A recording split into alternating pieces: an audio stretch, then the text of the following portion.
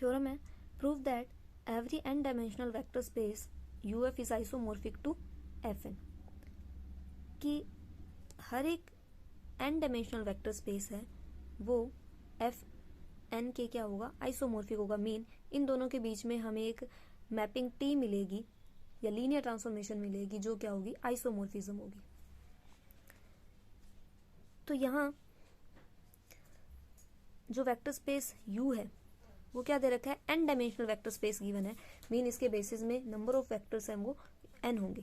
तो एज्यूम कर लेंगे कि एक सेट A है जिसमें वेक्टर्स हैं U1 U2 UN। ये बेसिस है वेक्टर स्पेस U।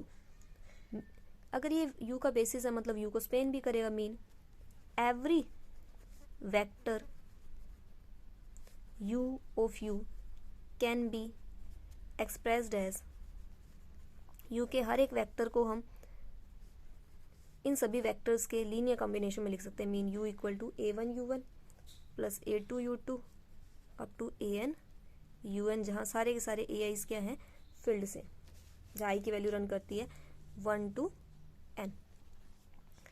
हमें एक मैपिंग ढूंढनी है जो क्या हो, लीनियर ट्रांसफॉर्मेशन भी हो, 1-1 भी हो और ऑन टू भी हो, इन दोनों के बीच में। तो एक मैपिंग डिफाइन कर देते हैं हम, T vector space U to FN तक, इस वे से कि जब भी इस U के किसी वेक्टर के ऊपर हम T अप्लाई करेंगे तो वैल्यू क्या आएगी, FN का वेक्टर आएगी, FN की एक एलिमेंट के इक्वल आएगी जो n टपल टाइप का होगा। तो यहाँ से देखो U जब कभी भी हम U से चूज करेंगे तो U को हम इन वेक्टर्स के लीनियर कॉम्बिनेशन में लिख सकते हैं। यहाँ जो हमें n स्केलर्स कौन से मिल रहे हैं, A1 A2 AN F के मिल रहे हैं। तो इनका अगर हम n टपल बनाएंगे तो कैसा होगा, कुछ A1 A1 A2 up to A। तो U के किसी भी एलिमेंट U पर हम T अप्लाई करेंगे तो आंसर क्या आएगा, n टपल टाइप का एक एलिमेंट आएगा जहाँ पे सारे सारे AIs क्या हैं, F से बिलोंग करेंगे। अब हमें शो करना है कि T क्या होगी, एक लीनियर ट्रांसफॉर्मेशन होगी। ये शो करने के लिए हमें दो कंडीशन चेक करनी पड़ेगी। इसके लिए हम U से दो वेक्टर चूज करते हैं। लेट U और V दो वेक्टर्स लिए U के, U और V अगर U के दो वेक्टर्स हैं, U का ये बेसिस गिवन है तो इन दोनों को हम इस बेसिस के वेक्टर्स के लीनियर कॉम्बिनेशन में लिख सकते हैं। तो U को तो लिख सकते हैं A1 U1 plus A2 U2 up to AN UN, और V को लिख सकते हैं B1 U1 plus B2 U2 up to BN UN, जहाँ ये सारे के सारे BIs और AIs क्या हैं, फील्ड के वेक्टर्स हैं, सॉरी एलिमेंट्स हैं, जहाँ I की वैल्यू रन करती है 1 to N। तो इसके एडिशन पे अब T अप्लाई करते हैं, इन दोनों को ऐड करेंगे तो आंसर क्या आएगा, A1 plus B1 U1 plus A2 plus B2 U2 up to AN plus BN UN। तो जब भी इसके ऊपर हम T अप्लाई करेंगे, जैसे कि U क्या था, इस टाइप का था, इसके ऊपर जब T अप्लाई किया तो यहाँ पे जो स्केलर्स है उनका जो n टपल बनेगा वो आ जाएगा। तो इन स्केलर्स का n टपल क्या बनेगा, A1 plus B1 comma A2 plus B2 comma up to AN plus BN। इसे हम लिख सकते हैं A1 comma A2 comma up to AN plus B1 comma B2 comma up to BN। वापिस A1 comma A2 comma up to AN, ये तो बन जाएगा T ऑफ U और ये बन जाएगा T ऑफ V। तो लीनियर ट्रांसफॉर्मेशन की फर्स्ट कंडीशन सेटिस्फाई हो रही है। सेकंड, T ऑफ AU निकालते हैं। मीन U को मल्टीप्लाई करेंगे A से तो ये वैल्यू आ जाएगी T of A1 U1 A2 U2 up to AN UN। इस पे जब T अप्लाई करेंगे तो जो n टपल है वो बनेगा A1 comma A2 comma up to AN। इस पूरे में से कॉमन लेंगे तो अंदर बनेगा A1 comma A2 comma AN जो इक्वल होगा A ऑफ TU के।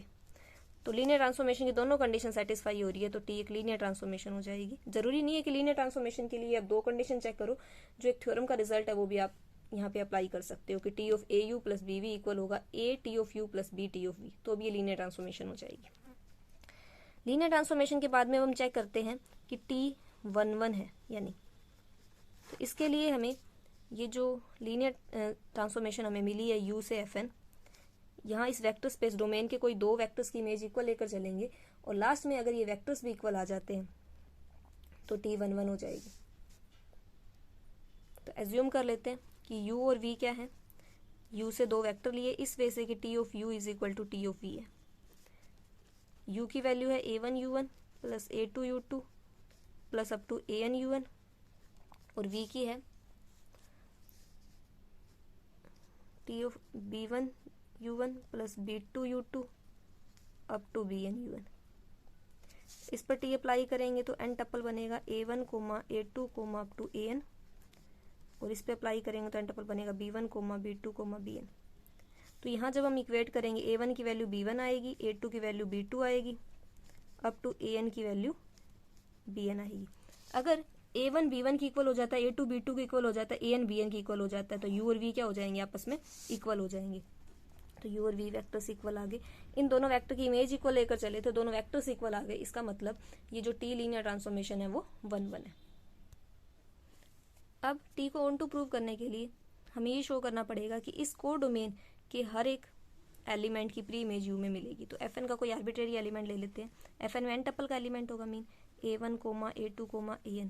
ये कोई हमने आर्बिट्रेरी एलिमेंट ले लिया fn का, जहाँ a i क्या है, f के एलिमेंट है, और i की वैल्यू रन करती है 1 to n। अगर ये सारे के सारे a1 a2 an फील्ड के एलिमेंट है, और इन इन एलिमेंट्स की अगर हम इनसे मल्टीप्लाई कर दें, a वाले सेट के वेक्टर से u1 u2 un, a1 की u1 से मल्टीप्लाई करी, a2 की u2 से मल्टीप्लाई करी, अब an की un से मल्टीप्लाई करके ऐड किया, तो ये जो वेक्टर है वो u का आएगा, क्योंकि u1 u2 un ये u के वेक्टर्स हैं। इनकी अगर किसी फील्ड के वेक्टर्स एलिमेंट से मल्टीप्लाई करके ऐड करें तो भी क्या आएगा, वो एक वेक्टर स्पेस u का ही एलिमेंट आएगा by definition of vector space. अब हमें वेक्टर स्पेस का एक वेक्टर मिल चुका है ये, तो इसके ऊपर जब हम T अप्लाई करेंगे तो आंसर क्या आएगा, by definition of linear transformation जो हमने डिफाइन करी थी पीछे कि T ऑफ u इक्वल है a1 a2 कोमा an, जहाँ u इक्वल था a1 u1 plus a2 u2 up to an un। इस u की वैल्यू ये पुट करेंगे तो यहाँ पे जो भी स्केलर्स हैं वो आ जाएंगे। तो इसके ऊपर T अप्लाई करेंगे तो आंसर क्या आएगा, a1 comma a2 comma an। ये वेक्टर था fn का। इसके कोरस्पॉन्ड हमें इस डोमेन में एक वेक्टर मिला जिसकी इमेज ये है, तो ये खुद क्या होगी, इसका प्री इमेज होगा। तो T क्या आ जाएगा, ऑन टू। तो T11 भी है, ऑन टू भी है, लीनियर ट्रांसफॉर्मेशन भी है। मीन T जो मैपिंग U से fn है वो क्या हो जाएगी, आइसोमॉर्फिज्म हो जाएगी। अगर ये मैपिंग आइसोमॉर्फिज्म है तो ये दोनों क्या हो जाएंगे, U और fn आइसोमॉर्फिक हो जाएंगे एक दूसरे के। ये हमें प्रूव करना था।